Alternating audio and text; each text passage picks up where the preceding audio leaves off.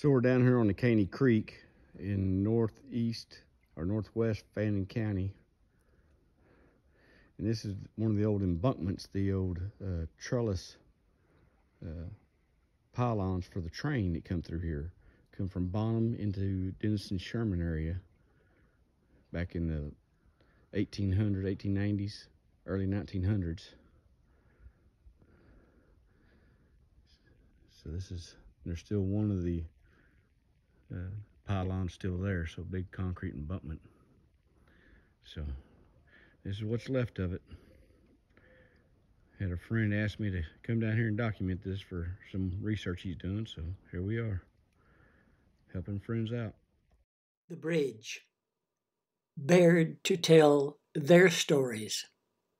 What happened in the lives of people who knew it during more than 100 years of its existence?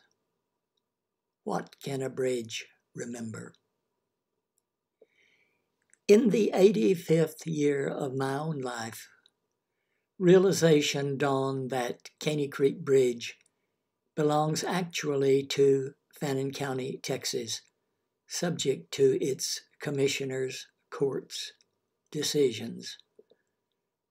Required of me was letting go, understanding that just owning surrounding land in the long arc of history is at best but a tentative arrangement. In my other books, Caney Creek Bridge is an ever-present lodestone. In 1919, after Cyclone, sightseers in wagons crossed the bridge to follow a path of destruction. As Pony Trestle Bridge, it was still new. In the spring of 1938, when my parents were in Cook County visiting Gregory relatives, rain and a major rise drowned all their cows, washing against the north end of the bridge. Grandmother Gregory wrote condolences, and later that same year she herself was gone.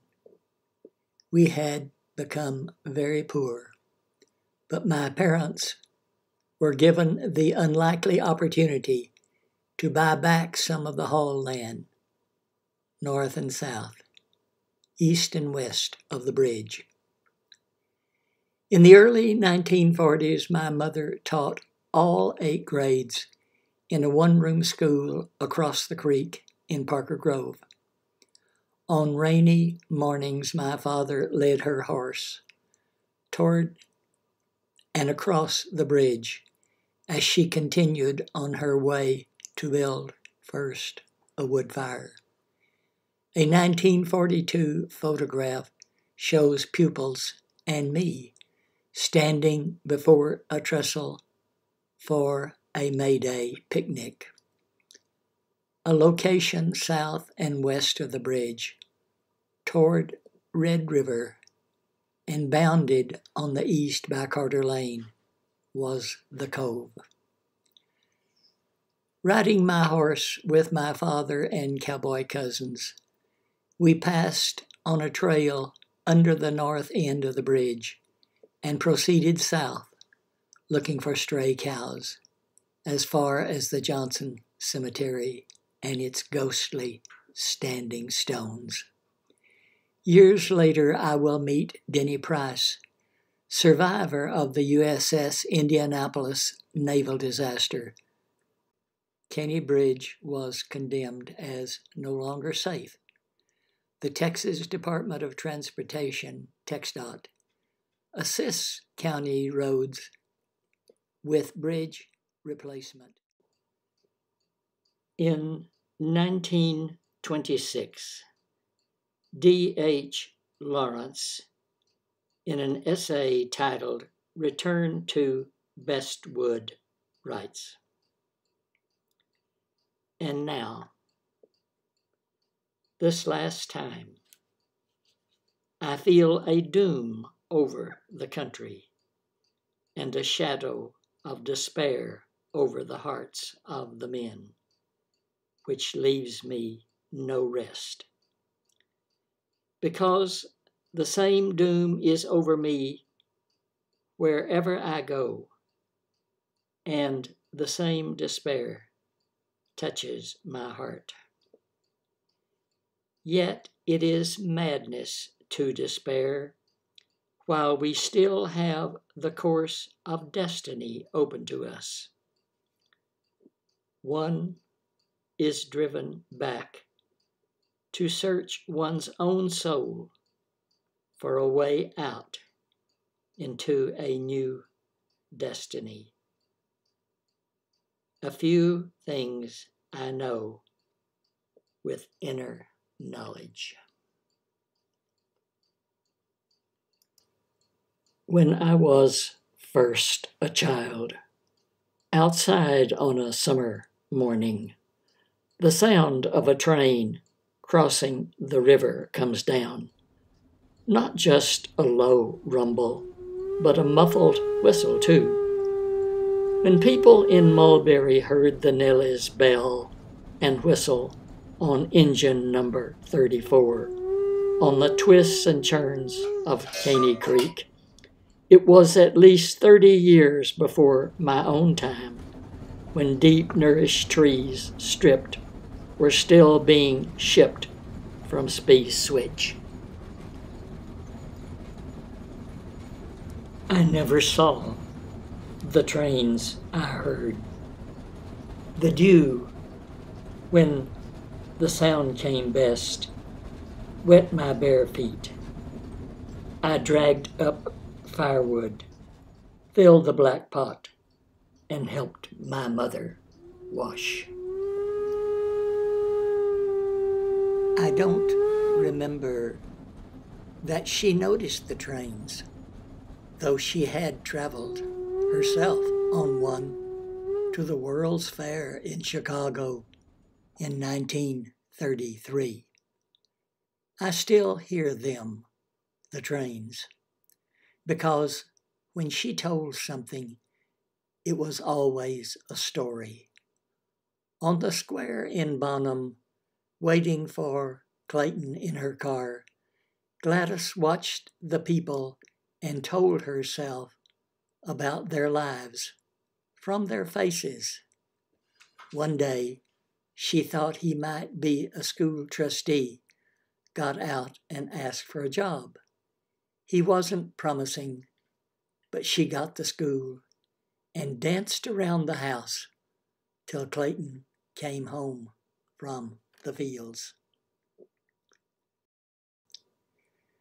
We lived in an unpainted house, the Red House, at the edge of woods so deep I would never have thought to ask what lay beyond. From the woods, we could hear coyotes, though my daddy called them wolves, and birds, like the whippoorwill. I am Gregory, 4 years old. Bertie Burnett's father was George Thomas Pierce. She was born in 1905 and lived in her father's house in Parker Grove until 1984. Now I ask Bertie what she knows about Price Brothers, who had operated the store in Mulberry. And after Effie's death, Lonnie married Maggie Green and moved to Parker Grove. I visited that house as a 4-year-old in 1940 when my parents were invited to a Sunday noontime dinner. A glass menagerie, small Depression-era animals in different colors of clear glass stood on a low table in Bertie's living room, all within my grasp if I dared to reach out. At the end of our conversation in 1993, I asked Bertie if she remembered her glass animals. After 50 years, I can still see them on your table, I said. She didn't seem surprised and said nothing. As I was about to leave, she motioned me to another room and pointed to a shelf where two of the small figures stood. These? She asked. I came as near as I dared, and she didn't place one in my hand to hold. In 1927, Virginia Woolf in To the Lighthouse wrote, "What is the meaning of life?" That was all, a simple question, one that tended to close in on one with years. The great revelation perhaps never did come. Instead, there were little daily miracles, illuminations, matches struck unexpectedly in the dark. The emotion I feel on coming to your school 60 years after is something you will perhaps fail to understand. Not because at 15 one is less intelligent or comprehending than at my age. On the contrary, I think one is able to understand a great deal more in boyhood. But there is one thing which is a closed book to the young, or which they can only guess at by a kind of presentiment, and that is the portrayed and melancholy of memory." Unquote.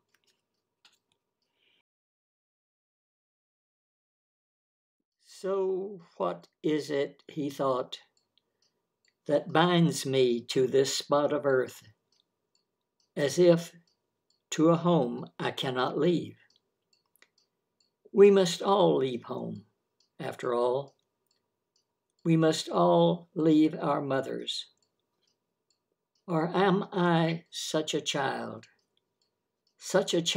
from such a line of children that none of us can leave, but have to come back to die here with our heads upon our mother's laps, I upon hers, she upon her mother's, and so back and back, generations upon generations. His poem, Thanksgiving, begins like this. Today, there are places I must go alone. My childhood woodland calls, a land of many colored fields and great harvests. Awareness is a gray beard bridge I cross on foot. I listen to that which I cannot see, as the sound of my heavy boots resounds from the sturdy board to Sleepy Creek, to Mighty Oak, to the river, and across this fall farmland.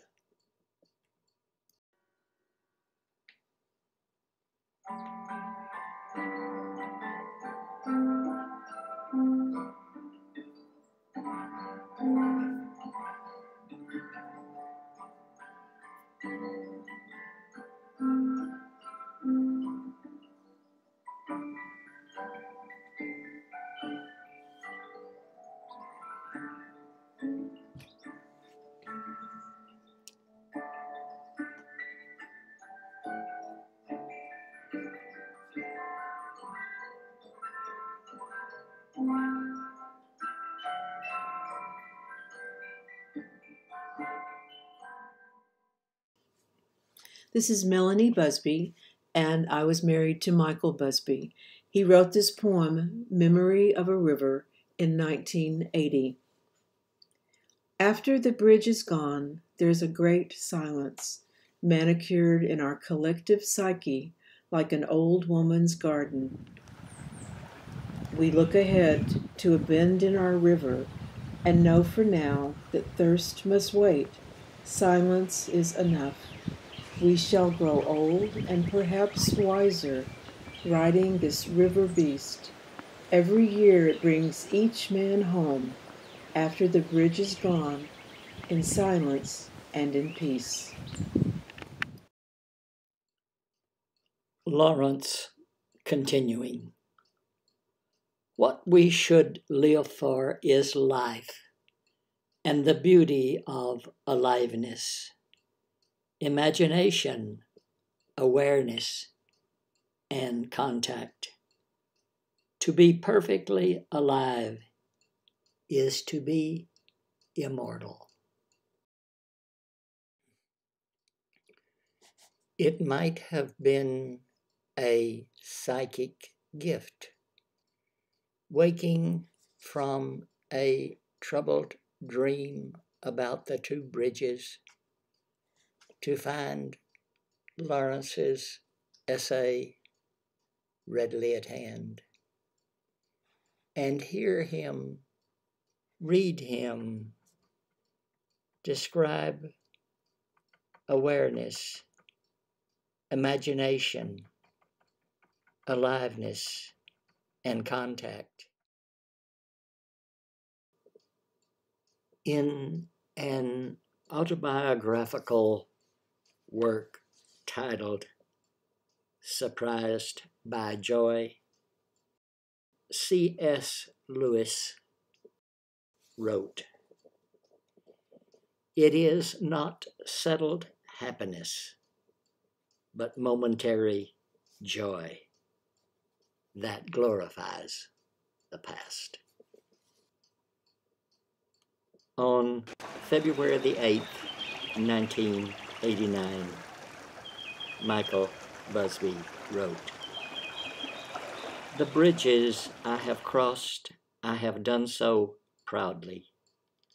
They echo with the sounds of decisions, like a racehorse eager for the run. The rivers I have floated have taught me well. All these life lessons lead me always home to the smiling times, the tribal band, my life woman, an awareness that no matter where I go, I'm never alone."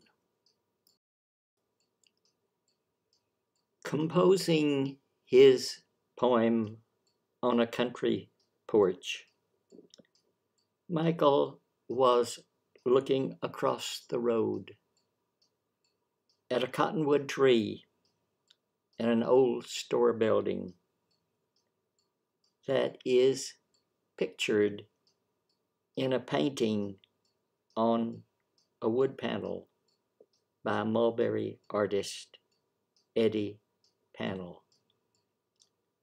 When she made this painting, she was living near Caney Creek Bridge.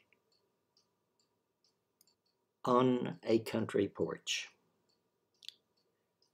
Tonight, in the sleeping hours, I sit on this open country porch, watching the Raiders' moon rise like a great stallion on a distant horizon. The wind comes warm from the south, carrying the sounds of cattle moving to water in the night, silhouettes moving slowly like buffalo in spring country grass.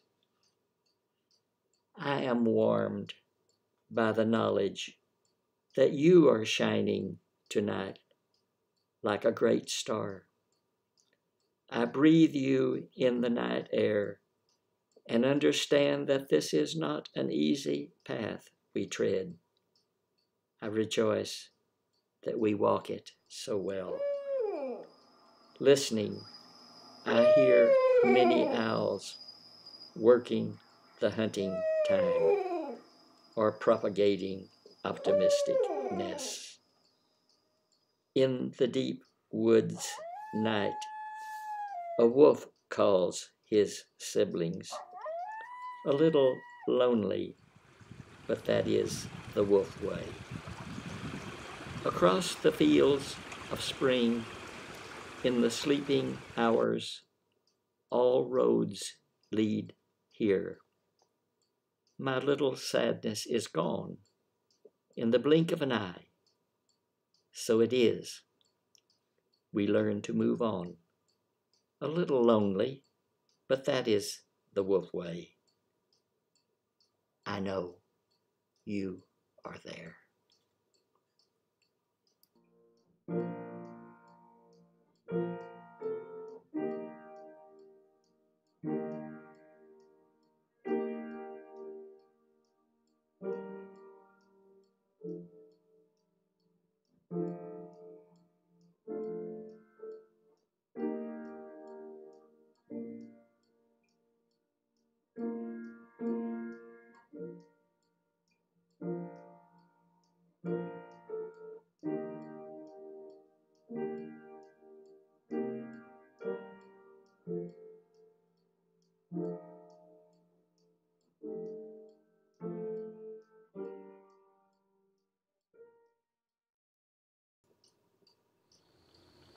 First, the silence. When we are frightened by the greatness of the universe, we are almost literally frightened by our own shadows. For these light years and billions of centuries are mere arithmetic until the shadow of man, the poet, the maker of myth, falls upon them.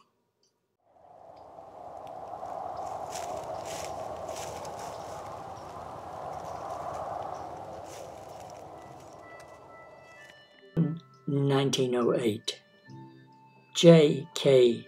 Johnson wrote, "Well do I remember my first home on Caney Creek, just west of Ravenna, and also my school days at Sandy Creek Schoolhouse. I often think of the ones who were my early associates in Fannin County, one of whom, Israel Journey, has drifted here for a few days' stay. Our talks carried me back to the time when Jean Agnew, Joe Anthony, and many others, too numerous to mention, were having the jolliest time of our lives. A great many of the old friends are gone. Too many have been taken to their eternal home. And I am now growing old."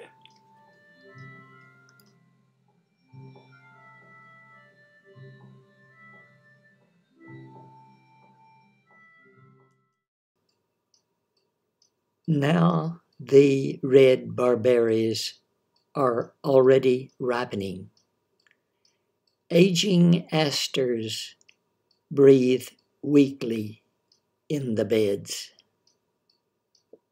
Who is not rich now that summer is fading will forever wait and never know self-possession.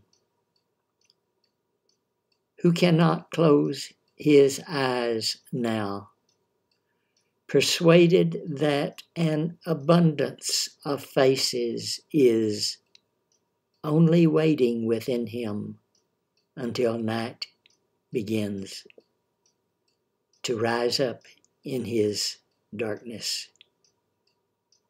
He has passed away like an old man.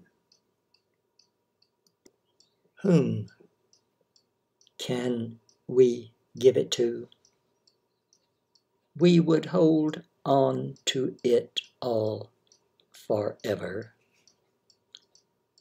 Ah, but what can we take along into that other realm?